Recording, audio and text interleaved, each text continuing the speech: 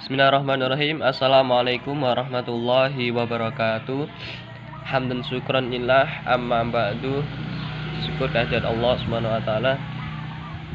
Mereka memberikan rahmat, nikmat serta hidayatnya sehingga kita dapat bermuajah walaupun secara online. Dan semoga kita selalu senantiasa diberi kesehatan, kelancaran, kesuksesan di dalam setiap aktivitas yang kita lalui. Oke, selamat sore Ibu dosen yang terhormat dan juga teman-teman PBAB yang kami hormati. Pada kesempatan hari ini kami dari kelompok 1 pada mata kuliah metode penelitian kualitatif. Baik teman-teman, kami beranggotakan saya Muhammad Rizky Fauzi, dan yang kedua Mbak Imbarung Miningsih, dan ketiga Mas Yusuf Khairuddin akan menyampaikan sedikit pengertian mengenai pengertian metode penelitian dan juga apa yang terkandung di dalamnya akan disampaikan oleh kita bersama.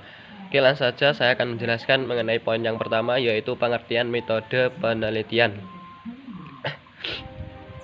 Metode penelitian ini pada dasarnya merupakan cara kita untuk mendapatkan data dengan tujuan kegunaan tertentu yang berdasarkan hal tersebut terdapat 4 tujuan dan kegunaan. Berdasarkan hal tersebut terdapat 4 kata kunci yang perlu diperhatikan, yaitu 4 kata kunci yang perlu diperhatikan, yaitu 1. Cara ilmiah, data, tujuan, dan kegunaan. Cara ilmiah itu apa toh? Cara ilmiah yaitu berarti kegiatan penelitian itu berdasarkan pada ciri-ciri keilmuan, yaitu yang secara rasional, empiris, dan sistematis. Yang disebut rasional itu apa? Yang disebut rasional adalah kegiatan penelitian itu dilakukan dengan cara yang masuk akal, sehingga orang banyak bisa menjangkau penalaran manusia, sehingga terjangkau oleh penalaran manusia. Kemudian empiris. Yang dimaksud empiris itu apa? Empiris adalah cara-cara yang digunakan dapat diamati oleh indera manusia, sehingga orang lain dapat mengamati dan mengetahui cara-cara yang digunakan. Bedakan cara yang tidak ilmiah, misalnya mencuri,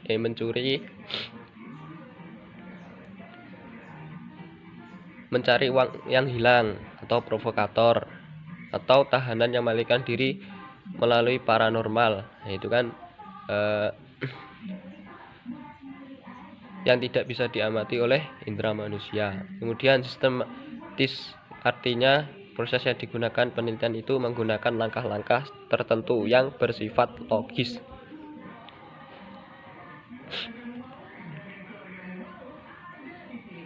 Kemudian data yang diperoleh dari penelitian itu adalah data empiris, yaitu data yang teramati yang mempunyai kriteria tertentu, yaitu valid. Valid adalah apa itu valid? Valid itu menunjukkan derajat ketepatan data yang sesungguhnya terjadi pada objek dengan data yang dapat dikumpulkan oleh peneliti. Jadi asli, jadi benar-benar data itu memang ada. Contohnya, misalnya dalam masyarakat tertentu terdapat 5.000 orang miskin, maka derajat validitas hasil penelitian itu rendah. Maka untuk mendapatkan data yang langsung valid dalam penelitian sering sulit dilakukan. Oleh karena itu, data yang terkumpul sebelum diketahui validitasnya dapat diuji melalui pengujian reliabilitas dan objektivitas pada umumnya. Kalau ada data itu reliabilitas dan objektif, maka terdapat kecenderungan data tersebut akan benar-benar valid. Ya, data yang valid pasti reliabilitas dan objektivitas. Akan tapi sebaliknya, data yang reliable dan objektif belum tentu dinyatakan valid. Misalnya, ini yang contoh reliable. Setiap hari seorang karyawan perusahaan pulang malam dengan alasan ada rapat, padahal kenyataannya tidak ada rapat. Jadi yang diomongkan tidak sesuai dengan kenyataan. Hal ini diucapkan secara konsisten tetapi bohong.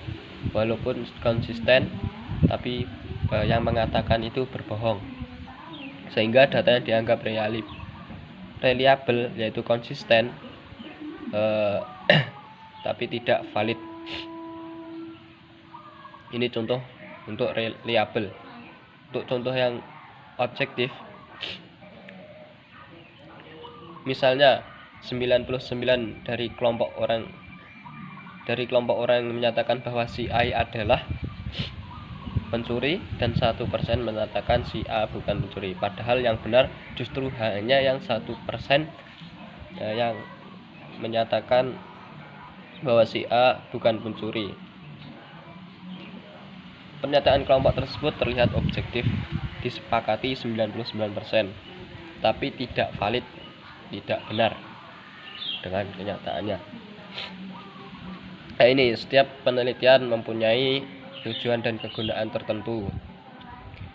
Secara umum tujuan penelitian ada 3 macam, yang bersifat penemuan, pembuktian, dan pengembangan penelitian. Penemuan ini berarti data yang diperoleh dari penelitian itu adalah data yang betul-betul benar, betul-betul baru, yang sebelumnya belum pernah diketahui. Jadi ada hal baru yang ditemukan yang sebelumnya belum ada yang menemukan. Kemudian nomor 2, pembuktian. Pembuktian itu ada yang diperoleh itu digunakan untuk pembuktian adanya keraguan-raguan terhadap informasi atau pengetahuan tertentu. Yang ketiga, pengembangan berarti memperdalam dan memperluas pengetahuan yang telah ada.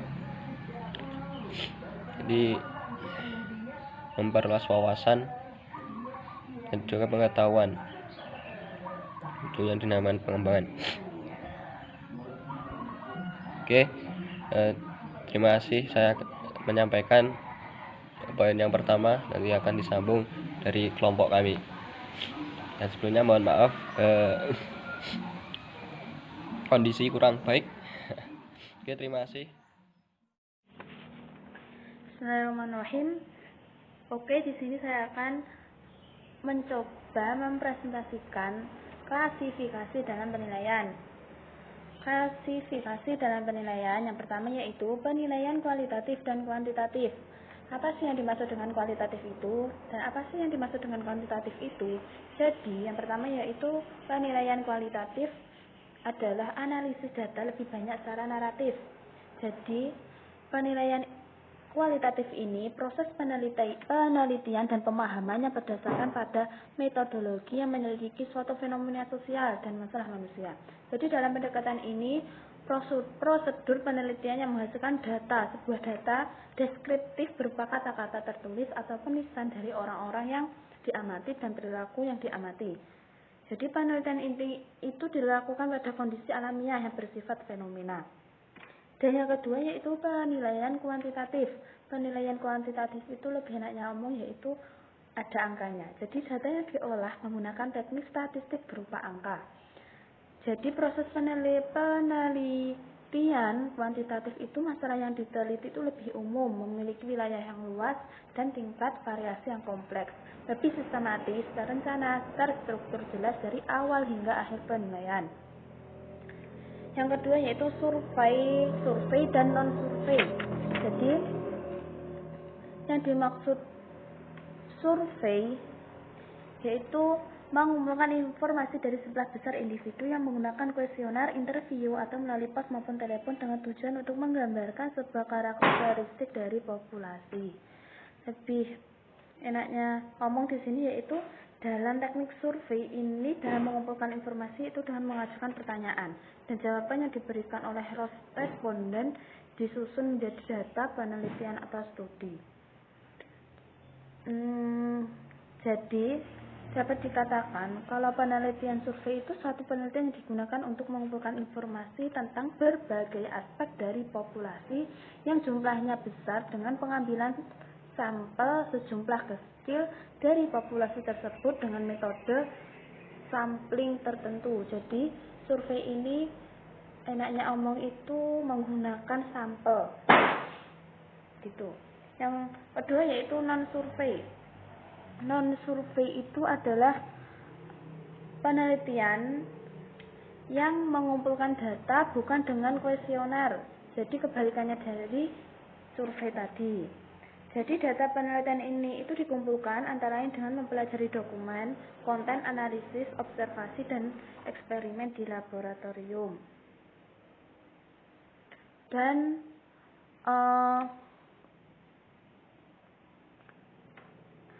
kalau non-survei ini itu tidak menggunakan sampel, gitu ya. Pokoknya kebalikannya dari survei tadi.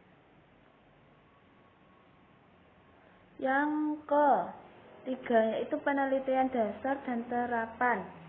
Penelitian dasar di sini yaitu mengembangkan sesuatu teori baru, atau peneliti jenis ini lebih banyak melihat nilai gunanya daripada perkembangan ilmu pengetahuan atau penambahan hukum baru. Jadi penelitian dasar ini itu untuk mengembangkan sesuatu baru atau teori baru atau hukum baru, walaupun di dalam masyarakat tersebut itu tidak penting, maksudnya